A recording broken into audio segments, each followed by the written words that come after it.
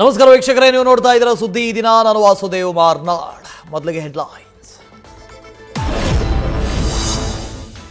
ಧರ್ಮಸ್ಥಳ ಬುರುಡೆ ಪ್ರಕರಣದಲ್ಲಿ ಅನಾಮಿಕನ ವಿರುದ್ಧವೇ ಸಿಡಿಗುಂಡು. ದುಡ್ಡಿಗಾಗಿ ಹೀಗೆ ಮಾಡ್ತಾ ಇದ್ದಾನೆ ಅಂತ ಮೊದಲ ಪತ್ನಿ ಕಿಡಿ. ನಾಳೆಯಿಂದ ಧರ್ಮ ಯುದ್ಧ ಸಾರಿದ ಕೇಸರಿ ಸೇನೆ.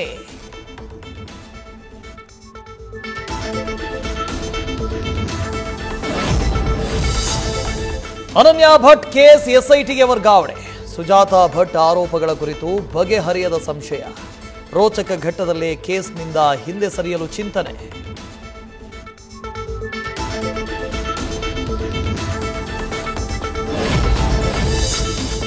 ಬಿಎಲ್ ಸಂತೋಷ್ ವಿರುದ್ಧ ಅವಹೇಳನ, ತಿಮರೋಡಿ ಬಂಧನದ ವೇಳೆ ತಿಮರೋಡಿ ಮನೆ ಬಳಿ ಹೈಡ್ರಾಮಾ. 14 ದಿನಗಳ ನ್ಯಾಯಾಂಗ ಬಂಧನ ವಿಧಿಸಿದ ಕೋರ್ಟ್.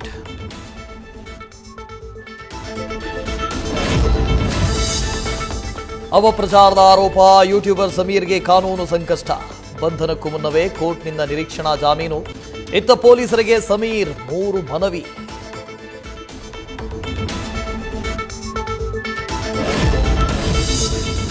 ಸದನದಲ್ಲಿ ಜನಸಂದಣಿ ನಿಯಂತ್ರಣ ವಿಧೇಯಕ ಮಂಡನೆ.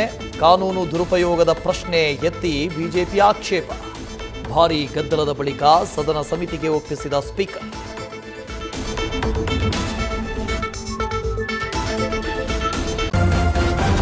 ನ್ಯೂಸ್ ಫಸ್ಟ್, ನಿರ್ಭೀತಿಯಿಂದ ನಿಮ್ಮ ಪರವಾಗಿ.